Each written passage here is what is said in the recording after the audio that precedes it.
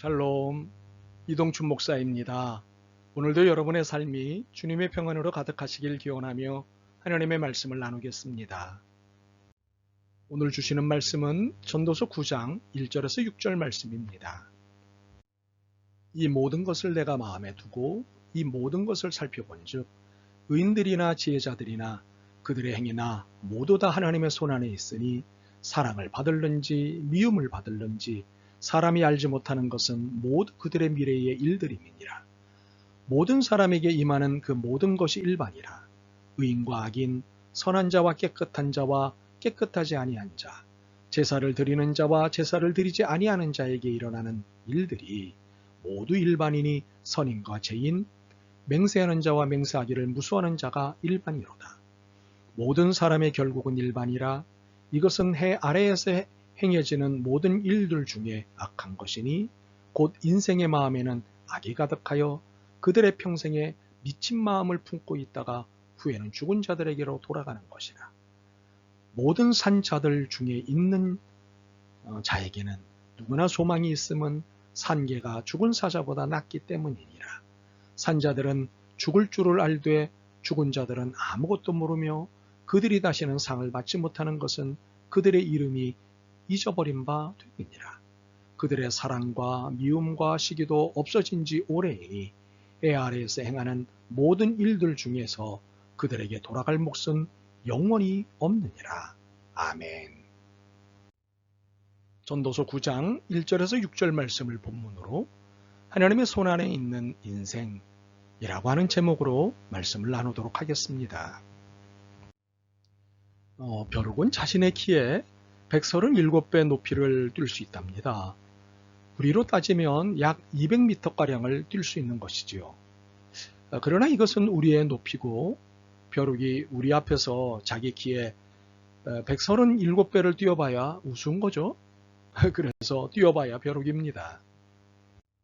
그런데 우리가 벼룩처럼 200m를 뛸 수 있다고 합시다. 그렇다면 정말 대단한 일입니다. 그렇지 않겠습니까? 그러나 이것은 우리끼리일 때입니다.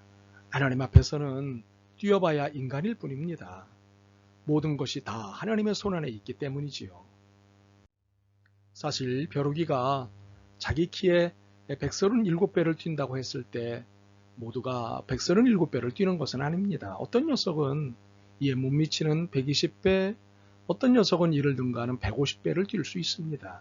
그러면 137배를 뛰는 녀석은 120배를 뛰는 녀석을 우습게 여기고 150배를 뛰는 녀석을 존경합니다.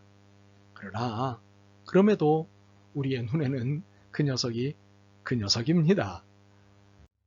그런데 이런 일은 우리에게도 일어나고 있다는 사실입니다. 그것이 어떤 형태로 일어나고 있는지 아십니까? 첫 번째는 1절에 이야기한 대로 죄인들 앞에서 자신의 의로움을 자랑하는 것입니다. 나는 너와 같지 않다며 자신의 의로움을 자랑합니다. 백인이 유세인 인종을 대할 때, 경제적으로 빈곤한 나라의 사람들을 대할 때, 탈북하여 남한에 정착한 이들을 대할 때 자신의 의로움을 자랑하는 형태들이 나타납니다. 두 번째로는 1절에 있는 대로 무지한 자들 앞에서 자신의 지혜를 자랑하는 것입니다. 상대에게 자신의 똑똑한 것을 자랑합니다. 배우지 못한 사람을 무시하는 것입니다. 그러나 우리의 의로움이 우리의 지혜가 아무리 크고 높다고 한들 하나님 앞에서 비교나 될 수 있고 시쳇말로 명함이나 내밀 수 있을까요? 한마디로 우스운 일입니다. 그 녀석이 그 녀석일 뿐입니다. 이에 전도서 기자는 의인과 지혜자를 향해 일갈합니다. 3절입니다. 모든 사람의 결국은 일반이라.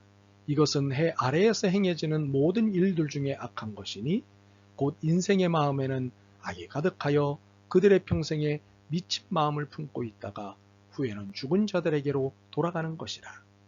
전도자는 의인도 지혜자도 악인이라고 일갈합니다.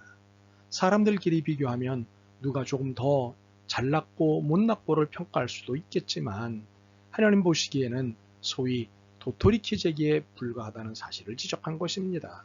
모두가 죄악 중에 있는 것입니다. 그러므로 우리는 하나님의 손 안에서 자랑할 것도 교만할 것도 없습니다. 그렇다면 하나님의 손안에 있는 우리는 어떤 자세로 살아야 제대로 사는 것이 될까요?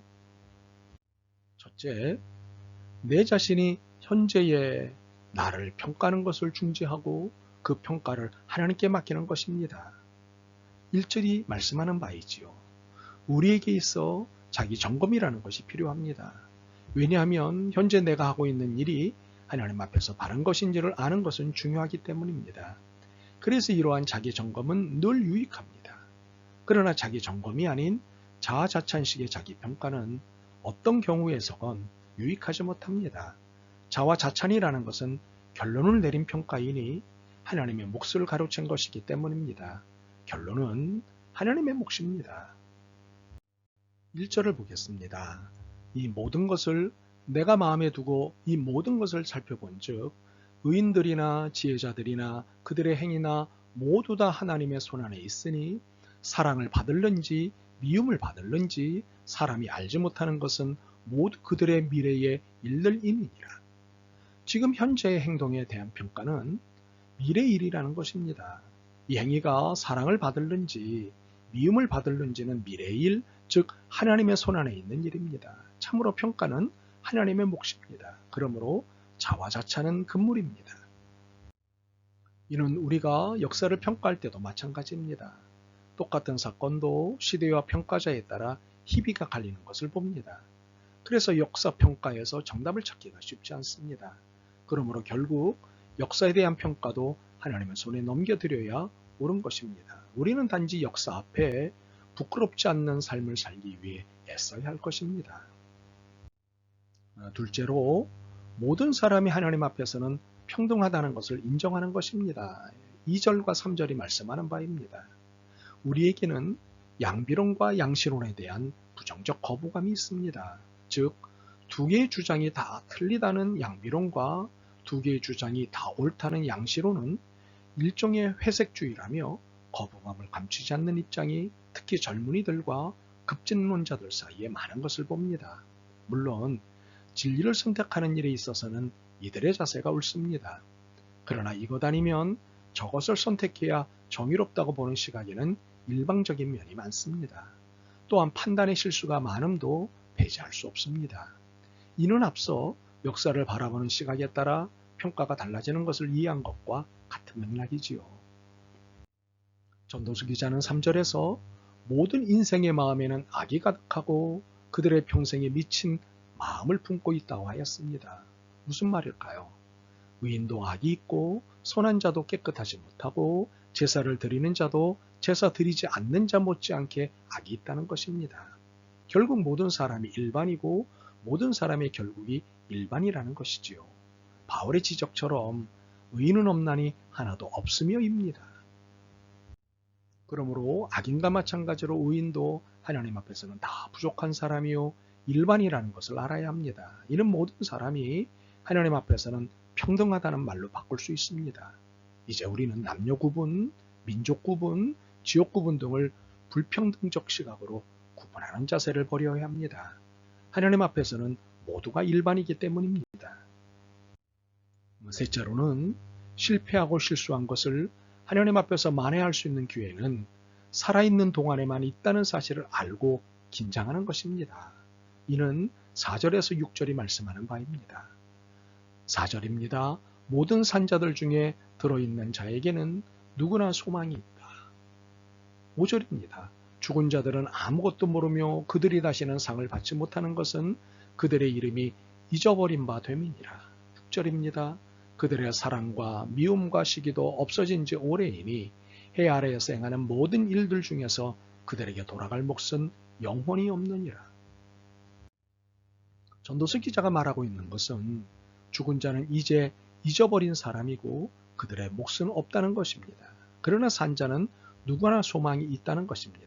잊어버리고 몫이 없고 한 것은 소망이 없는 것입니다. 반면 소망이 있다는 것은 기회가 있다는 것입니다. 죽으면 나의 실수를 만회하고 싶어도 만회할 길이 없습니다. 죽음은 나의 결론이기 때문입니다. 죽으면 천국이냐 지옥이냐일 뿐입니다. 그러므로 우리가 살 길을 찾을 수 있는 소망, 즉 기회는 살아있는 동안에만 가능한 것입니다. 이제 우리는 이 기회를 놓쳐서는 안 됩니다. 우리가 실패한 인간관계, 하나님 앞에서 잘못한 삶, 우리가 하나님을 위해 미처 하지 못한 일 등등 이 모든 실패와 잘못을 만회할 수 있는 기회는 늘 있는 것이 아닙니다. 살아있을 동안만입니다. 아니, 좀 더 적극적으로 말하자면 지금뿐입니다. 왜냐하면 오늘이 내 생의 마지막 날이 될 수도 있기 때문입니다. 이제 어떻게 살지에 대한 결단은 내 자신에게 넘어왔습니다. 내 생의 마지막이 될지도 모르는 오늘, 자화자찬에 빠져있는 나를, 정의라는 이름으로 무자비하게 불평등 농고를 펴는 나를 하나님의 능하신 손에 드려야 하겠습니다. 그래서 나의 죄를 용서받고 바르게 살 수 있는 마지막 기회를 놓치지 말아야겠습니다. 아멘. 주님, 부끄럽게 산 것을 인정하오니 용서하옵소서. 잘났다고 남을 판단하고 비판했던 오만함을 용서하옵소서. 이제 하나님의 능하신 손안에 거하기를 원합니다. 겸손히 오늘을 살아내게 하옵소서. 예수 그리스도의 이름으로 기도드립니다. 아멘. 오늘도 여러분의 믿음과 삶을 응원합니다. 사랑합니다.